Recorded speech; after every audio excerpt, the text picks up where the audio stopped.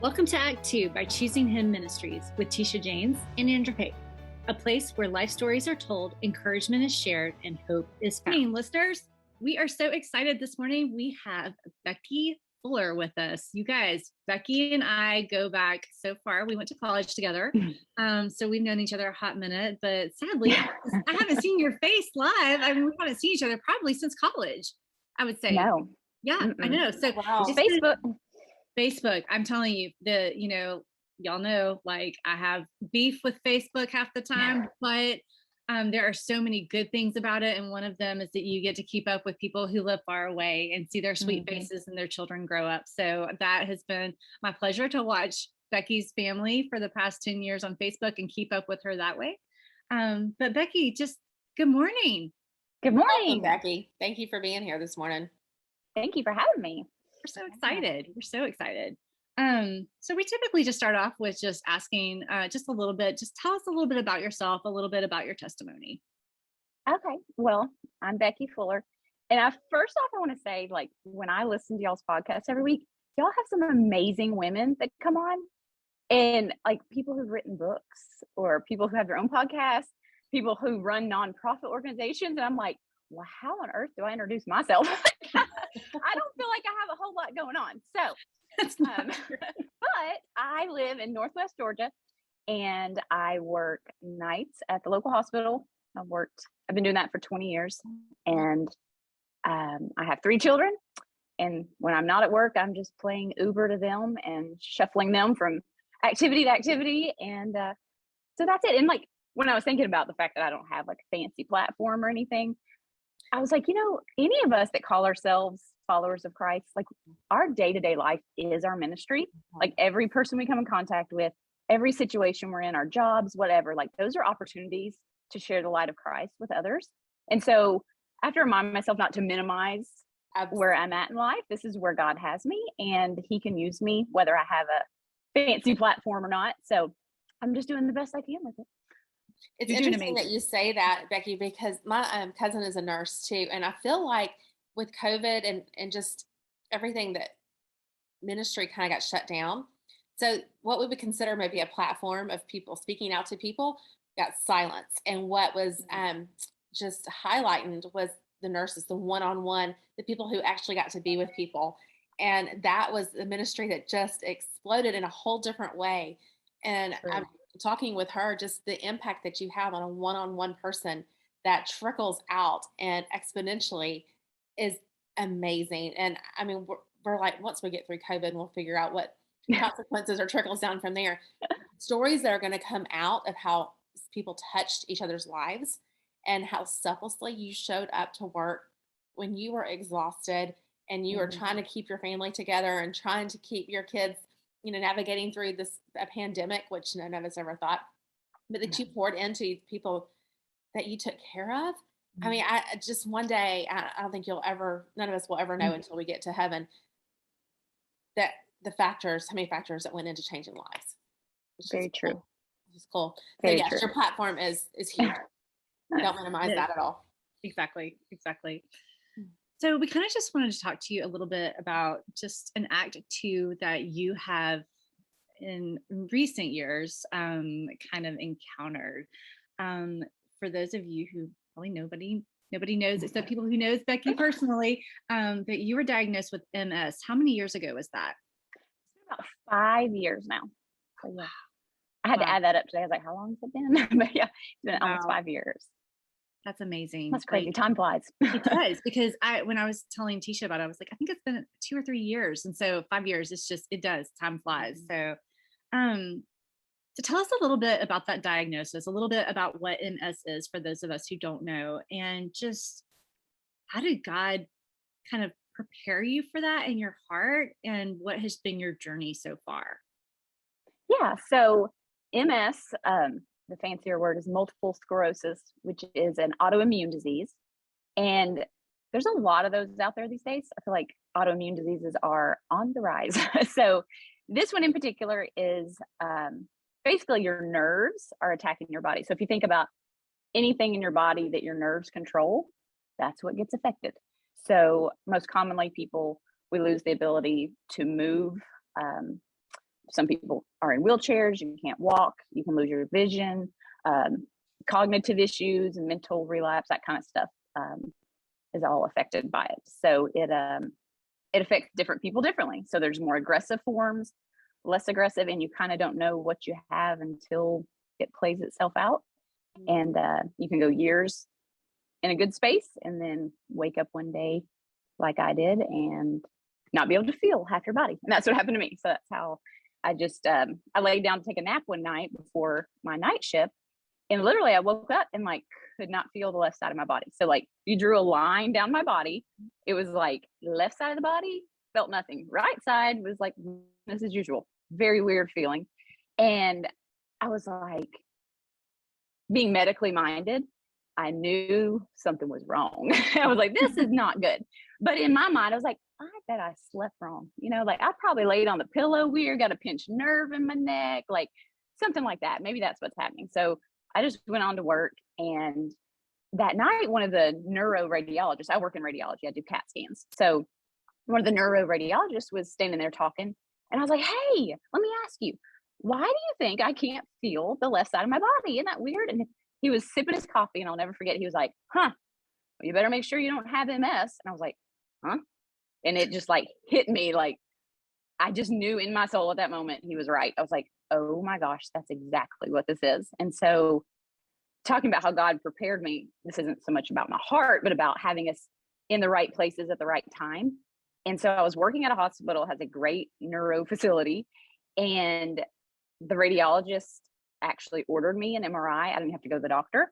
So he ordered the MRI. I went and had that done. And then I just went in the radiologist's office and was like, okay, tell me what's going on. Very unconventional way to find this stuff out. And the look on his face, I could tell like he didn't want to like tell me in such a casual environment. But I was like, you can tell me, like I can take it, I promise. And so he showed me, and I had 14 lesions on my brain and spine. And so, you know, he's talking about the pattern, and I don't even know what all I said. I think I tuned out at some point. And I remember smiling, being like, okay, thank you. Like, no response to that. But I left the office and I like went in the bathroom at work and just like had a big ugly cry, got myself together and just went back to work. And all my coworkers were like, Becky, go home. And I was like, nope, I don't want to go home. Like the thought of sitting at home, like with nothing else to do but think about it, like sounded miserable. I was like, I need to work. I need to stay busy. And that's just kind of my personality is you give me something hard, I'm gonna figure it out. I'll either figure out a way to fix it, overcome it, work through it. I'll figure that out. So I just kind of set my mind to looking at options that I had and just researching as much as I could. And I, through my path, decided to treat it naturally without medication, which when you work in the medical field is not well received. So, but that was just the choice that I felt at peace with. And I remember talking at work about it and what my plans were and how I was going to tackle it. And one of the guys was like, hey, doesn't Dr. Ferner, that was a doctor in our ER at the time, he was like, doesn't he have MS? And one of the other girls was like, yeah, I think he like wrote a book about it. I was like, really? So I got online, looked up. He wrote a book on how to treat your MS naturally with food. And I was like, oh, it was like confirmation. So I went down the path of following an autoimmune protocol diet and detoxing my body, got rid of sugar, processed sugars and gluten, like all the things. I cried for like 2 weeks for like all the foods that I could no longer eat. And but it was even more, not so much about what you were taking away, but what you were putting in your body, like feeding your body. Your body's a temple, taking care of it. And I had not been doing a good job of that prior to my diagnosis. And part of the reason I think it all came to be was my body was under a lot of stress because I was working out. I was like, you know, trying to build muscles because I'm a real skinny girl. And I was like, I just want to beef it up. So I was like doing everything I could to get my macros in and like the protein shakes on nothing that was healthy for me. And working out all the time and working at work all the time. Like I picked up every shift known to man. We were in the midst of like Dave Ramsey, you know, paying off debt. So I like 1 month I worked 27 days of the month. And these are 12-hour shifts, working overnights. My body was a hot mess. And so that's what I believe brought out this relapse. They call them relapses. So like when you have an episode from MS, it's your body relapsing. And so I think that's what shut me down. And all of that was God's way of getting my attention. I'm not a believer that like he caused me to have MS, more so that he allows certain things. And he definitely allowed that in my life to get my attention because I had a relationship with Christ. I became accepted Christ when I was like 21. And I've always had a relationship with him, but he wasn't the focus of my life at that point. My work was, paying off debt was, building muscle. I mean, everything's self-focused. It was me, me, me, me, me. And so it was very eye-opening to, receive that diagnosis and realize that I'm not guaranteed to walk tomorrow. I'm not guaranteed to even be able to see tomorrow. Like, you don't know till it happens. There's no like warning sign of what's going to happen. Just wherever the lesion lands in your brain and whatever part of your body that affects, that's what you deal with. So it just really makes you check things out and reprioritize things. And so over the last 5 years, he has brought me so much closer to him through his word and just reprioritizing my life. And I would not change that for anything. So that's kind of my journey of where that came from. I will say beforehand, I was talking with Tisha and kind of giving her like a spiel on how I knew you and what you were like. And I was reading her some Facebook posts from you. Just the overwhelming theme of your life seems to be intentionality. You seem so intentional, because I literally said she is intentional with everything she posts online. And I love that about you. You're so encouraging. You are not just, for those that you see every day, but even for people who are watching you from afar, which is huge. Well, thank you. That definitely, I love that word, intentionality, because you have to be intentional, because the enemy does not want us to be intentional. He certainly doesn't want us to be successful and prosper and all those good things. So if we're not intentional about it, he is real intentional about distracting us and discouraging us. And so we have to counteract that. And so thank you for that. That's very encouraging to hear that. You're welcome. So, and I know you've spoken about, becoming closer to God. How has he carried you through this? Do you have good days and bad days? I'm not exactly still sure. Like, does it wane? I know you said a relapse, but are there just one day you'll wake up not feeling so great and the next day you'll be fine? Like, how does that work? And how does God emotionally carry you through that? Yes. So yeah, there's good days, there's bad days. And like you mentioned, when you were talking about your disorder with your heart, like, we don't look like anything's wrong with us. So people don't understand when your muscles are cramping or you're very weak. Like, I can't work out anymore because I can't lift the weights. It's very difficult for me. My body goes numb when I do try to. But I don't focus on any of that. Like, first of all, I'm beyond blessed to be functioning as well as I am. I'm very thankful for that. I give God all the glory, all the praise for that. Not everyone has that story. So I don't want to like diminish anyone who is in a worse place with their MS than I am, because I understand that not everyone can function as well as I do. But the days that are bad, like, I don't know, like, this is weird, but like, I have never even prayed for healing. I've never asked to be healed from MS. Plenty of my prayer warriors have, I know that, but I don't know, like, from day one, my whole mindset was like, God, you allowed this in my life, so use it.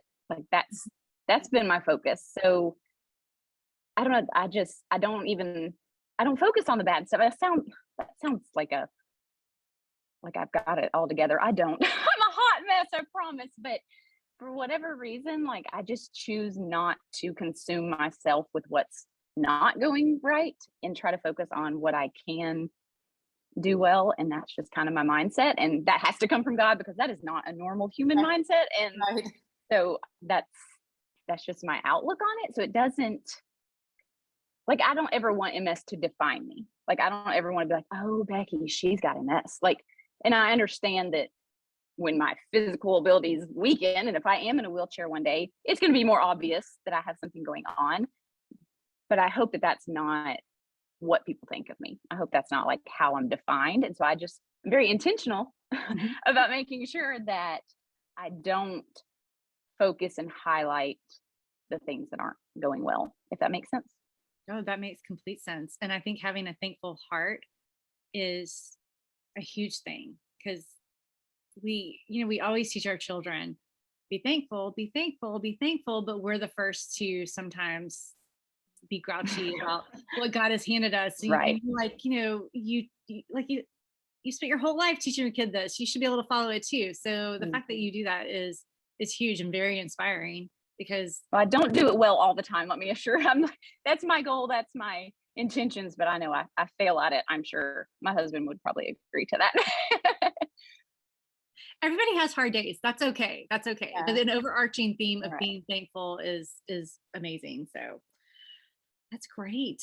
Well, what a gift to, people, this is going to sound bad, but all of us have our days that are numbered. All of us have a certain amount of time that God ordained for us to be here. And often, a lot of us can waste our entire life of not fulfilling the purpose and the calling that God has given us until there's a diagnosis. And I have autoimmune disease as well, but there's a lot of times I focus on just not feeling well or feeling sorry for yourself, or, I wish I could go and doing this, but just the fact that you have to step back and say, okay, I have a purpose. I have a calling here. I'm going to be intentional with my days, because when you look around and you realize I could lose my eyesight, then the things that you're looking at, you're treasuring in your heart. Like Mary says, she pondered all those things in her heart because she knew one day Jesus was not going to be in front of her eyes to see. She watched him grow. And I thought that is such a lesson for all of us, every person on this world. Right. Be intentional and take in what God has allowed you to have for that moment. The blessings of the people, the blessings of the things that you have, the things that, which way can I love on someone who needs me in this moment? Like, those are the things that all of us have those opportunities and often don't take until there's been a diagnosis, or maybe never, when it's been too late. So there's an element of a gift of knowing we all have a diagnosis. There's just a matter of time. At some point, you're going to get it. We have to get to heaven somehow, right? Unless we're going on a fiery chariot, which I'm totally okay for. We all have to get there somehow. So what's our choice going to be and how we live out our days? Because you've been given a diagnosis, but everybody has. It just hasn't been revealed yet, right? And it's a matter of the heart. And like you said, your husband said, well, grouchy days, of course, everybody does. But your heart is seeking God. Your heart is seeking his purpose and his calling for you and your family. And that is beautiful. It is so inspiring for us that get to watch that. Yes. For us then to turn around to our family and say, you know what, I've been taking this for granted. We've just done our routine all the time, where I no longer see the specialness or the ways that I could even influence my own circle of influence that God's given us. So thank you. Thank you for your choice and to walk this journey, because it is very inspiring. And I pray our listeners, as they're listening to it, whatever journey they are going on and they're walking on, that they'll be inspired to be intentional with what God has entrusted to each one of us every day. Right. And to not wait until they're through with the valley. Right. Like, not to wait. You're helping people and you're still in the middle of your own battle. And that's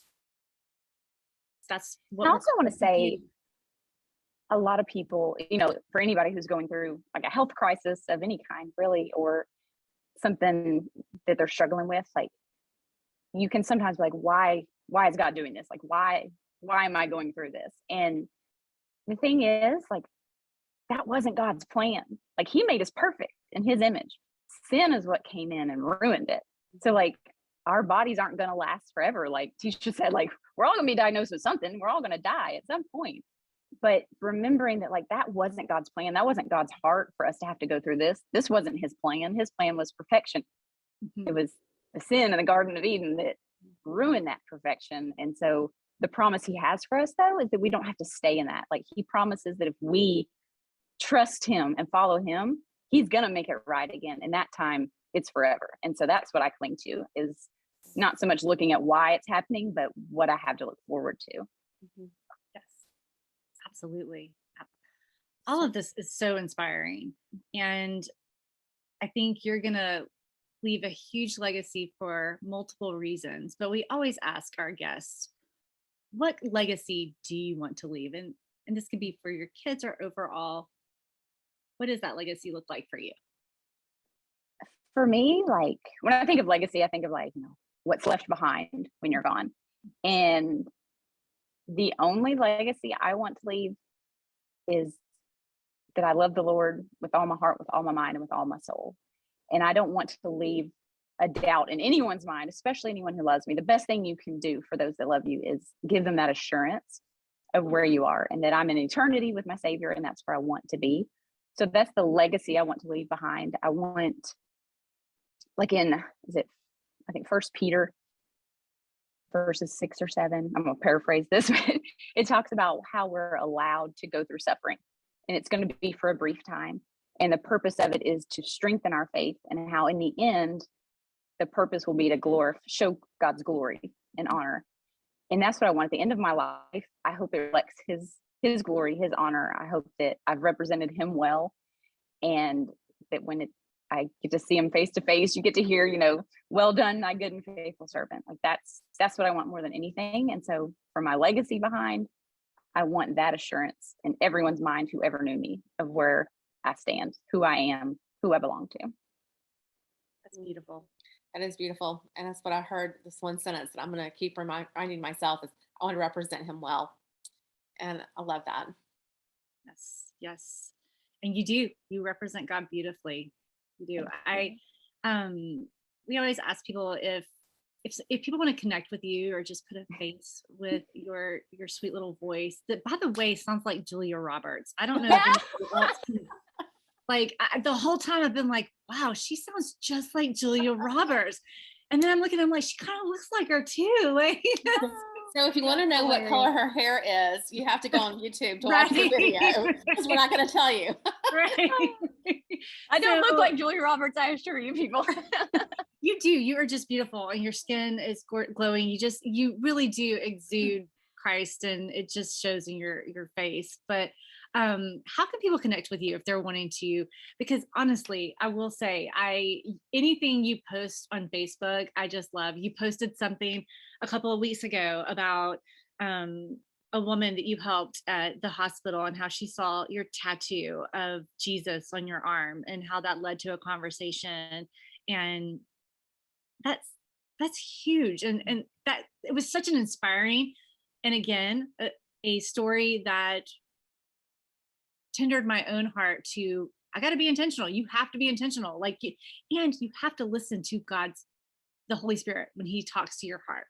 Like, he talked to your heart and told you, hey, take this girl back to her room. And he knew that she needed a conversation, and you were obedient and listened. And therefore, this is another seed that was planted. I can't remember at the end of the story. Did she have a salvation prayer? We did not. She didn't pray it. I prayed over her, okay, for her because her struggle was she didn't understand the Bible when she reads it, and so we did pray about God giving her understanding and about the gospel. I prayed that in the prayer, but she herself did not pray. So, but it's what God does with seed. that, I don't know. Exactly, it's a seed, and that's all we're called to do, is to plant that seed, and you do it beautifully, and it's so fun to watch on Facebook, and just inspiring and encouraging for everybody. So, if people are wanting to connect with you, how do they do that? Well, on Facebook, I'm Behki McFarland Fuller, but Becky is spelled different. So it's Behki. So that'll pretty much bring me up. Me and a lot of Indian culture people. Apparently there's something with that in their culture. But I'm the one that says Behki McFarland Fuller. Okay. So, and then on Instagram, I'm Behki21. And again, I have no platform. So if you want to friend me, you're going to see a lot of, well, hopefully Jesus, and a lot of my dog, and a lot of my 3 kids. And that's about what you'll get there. But you're welcome to join me. I'd love to have you along. So yeah, I'm sure there's someone who's going to hear this, and they might have MS, or they might have another struggle in their life. And they're like, okay, in the middle of this, you're still choosing to give God glory, and you're still putting your boots on in the morning, and you're still going to work, and you're still doing life. And they would want to connect with you and be encouraged by your journey and your choices. And God has opened so many doors through my diagnosis, with people reaching out to me that have family members or loved ones that they know with the diagnosis, and just connecting with them with me. And it's been awesome to walk alongside with them. Not that they have to choose to treat theirs the way I do, but just knowing we're in it together, and just that you're not alone, because when you first get diagnosed, it's very scary not knowing what the next day holds. And so I love when God brings people into my life through that platform. So I'm all about it. So good. Definitely send them my way. Well, there's a special connection between talking with somebody who's been empathetic versus sympathetic. For Andrew to talk to somebody who's looking at a heart transplant, that's a different conversation than Andrew and I can have. Same with Crohn's. When I'm talking with somebody, I'm asking different questions too to somebody else who has Crohn's than I am to somebody else we're going through a journey together. So, so I hope people will listen and reach out to you if they have questions, and absolutely, yes, and encourage you as well. I know, and I will put all of that information in our notes for this podcast, and you can grab that from there if you'd like as well. So, Behki, it has been so great to talk with you. You too. I want to reach through and just give you a giant hug. I know. So, but thank you so much for joining us. This has been so wonderful. Y'all. Thank you. It's been just a joy to meet you. Yes, it's great to meet you too. To pray with you and pray for you, and just thank you for giving God the glory, because you are representing Jesus very well. Absolutely. All right, listeners, remember, whatever your journey is, whatever God has given you, just be faithful with it. Give it to God and let Him use it. Y'all have a great day. Amen. Bye, guys.